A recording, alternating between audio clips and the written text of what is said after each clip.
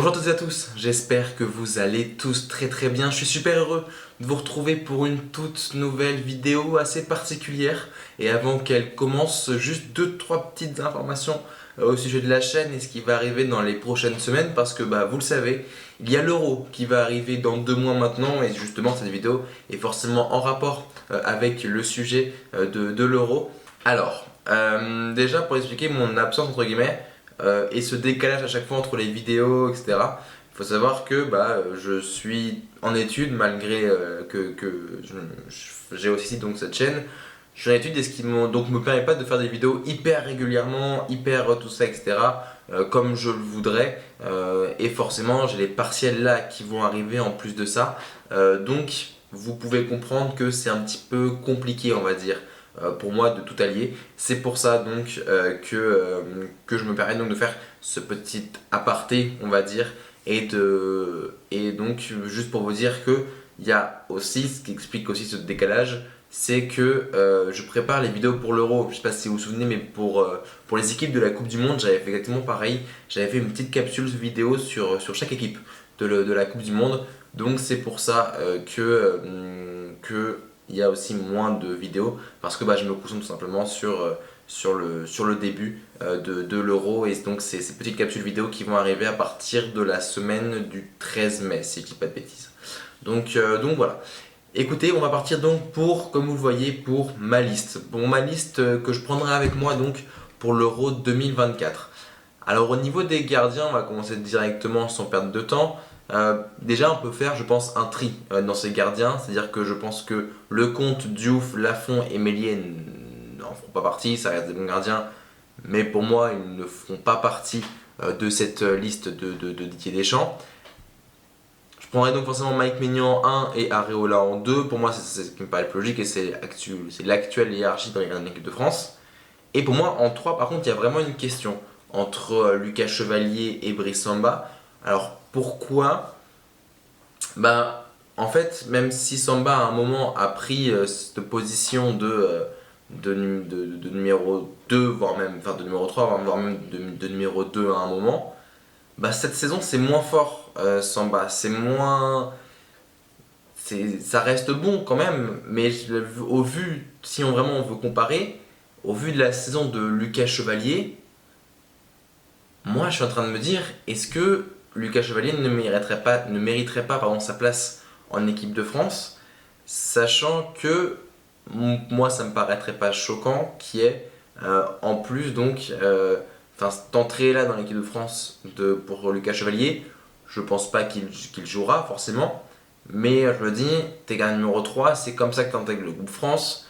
Je pense qu'il va l'intégrer à un moment ou à un autre, très clairement, ce groupe France. Donc, pourquoi pas? Pourquoi pas prendre Lucas Chevalier et c'est lui que moi je prendrais à la place de Brice Samba. Ce sera absolument pas un scandale si Brice Samba est pris, hein, qu'on soit bien clair.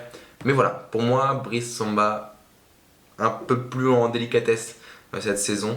Donc je prendrais donc Lucas Chevalier. Pour ce qui est des défenseurs, alors la particularité avec les défenseurs de l'équipe de France, c'est que il y en a plusieurs qui peuvent jouer soit dans l'axe, soit sur un côté. Donc je me dis, ça ferme déjà beaucoup de portes à certains puristes, on va dire, de certains postes. Mais pour le coup, je pense que dans tous les cas, on peut faire déjà pareil une sélection avec Théo Hernandez qui sera sans aucun doute, Lucas Hernandez aussi, parce que cette saison avec le PSG a montré qu'il est quand même très fort. Je pense à Konaté, Koundé, Saliba et Upamecano. Pour moi, il n'y a rien à dire. Pour moi, ça doit être eux.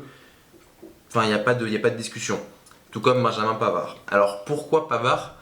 Parce que mine de rien, c'est quand même un très bon. Même si je pense que Koundé. Et puis il ne fait absolument pas une saison dégueulasse avec l'Inter.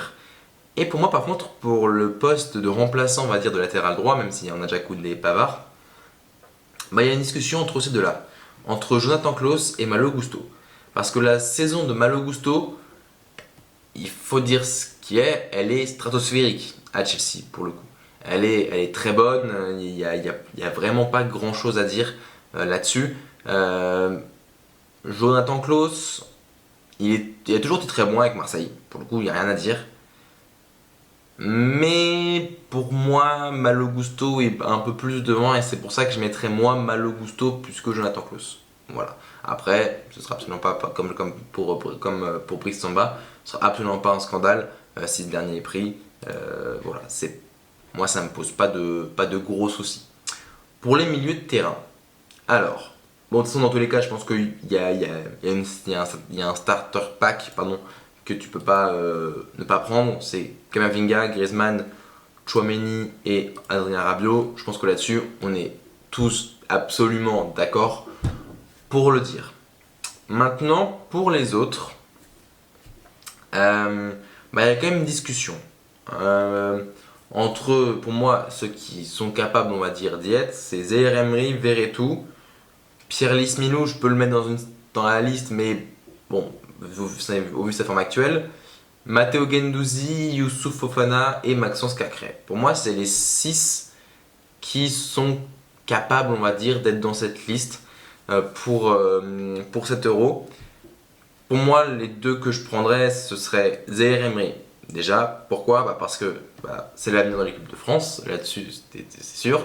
Il lui faut sa première expérience en compétition internationale.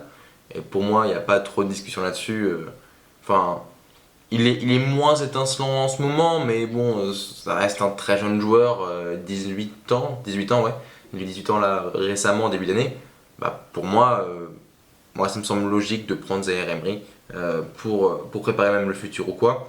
Et Youssouf Fofana. Alors, pourquoi Youssouf Fofana? Déjà parce que ça c'est avec Monaco, bon, je vais pas vous refaire le discours. Mais par contre, il y a son dernier rassemblement avec l'équipe de France aussi qui est extrêmement intéressant, où il a été très très bon. Et par rapport à ça, je me dis que il a mérité sa place en équipe de France pour le coup. Et donc, moi, c'est lui que je prendrais donc pour cet euro. Pour les attaquants, pour les attaquants, bon, je pense pareil, starter pack, on va dire Dembélé, Giroud, Mbappé. Voilà, je pense que là-dessus, il n'y a pas trop de débat possible.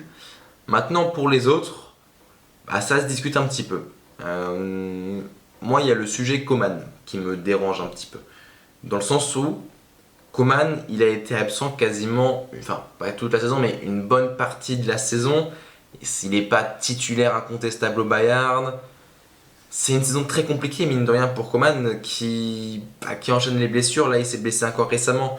Il devrait être mis tout pile pour l'Euro. Mais dans quelles conditions? Il faut qu'il soit à 100%, il faut qu'il soit. Et puis, mine de rien, je tourne cette vidéo le lendemain de PSG Lyon et à mon grand désarroi, malheureusement, Lyon a perdu. Mais Bradley Barcola, même s'il m'énerve par rapport à sa célébration alors contre son ancien club, ça m'a beaucoup énervé, mais mine de rien, il y a un truc qu'on ne peut pas lui enlever, c'est qu'il est stratosphérique en ce moment. Son match à Barcelone, là son match hier, et même, il enchaîne. Moi, il m'impressionne véritablement, même si bon, forcément, mon ressenti envers lui est assez biaisé, mais en tant que fan de football, il m'impressionne énormément dans ce qu'il fait. Donc moi, il y a un vrai débat entre ces deux-là. Je pencherais plus pour Kingsley Coman, mine de rien, s'il est suffisamment rétabli. Mais s'il n'est pas assez, je pense que Barcola sera une très bonne doublure. En ce qui concerne Moussa Diaby, c'est compliqué pour Moussa Diaby parce que il est pas titulaire indiscutable à Aston Villa. Je sais pas si aujourd'hui il s'est suffisamment mis en valeur, on va dire, pour l'Euro, pour le coup. Il faut donc pour moi un autre BU, et là-dessus Randal Kolo Muani a montré, je pense, il a fait un très bon dernier rassemblement, et je vais reprendre ce que j'ai dit pour Youssouf Fofana. Je pense que là-dessus, ces deux matchs contre le Chili et l'Allemagne ont été parfaits. Parfaits. Il a été décisif, il a été présent, il a été bon. Et je pense que pour moi, ça me paraît logique de le prendre pour le coup. Je vais prendre également Marcus Thuram. Et j'ai beaucoup hésité avec la Lacazette. Au vu de la saison de la Lacazette, de ce qu'il fait. Mais bon, Marcus Thuram, Ça reste très bon dans une première saison à l'Inter. Il l'a jamais trop déçu en équipe de France non plus.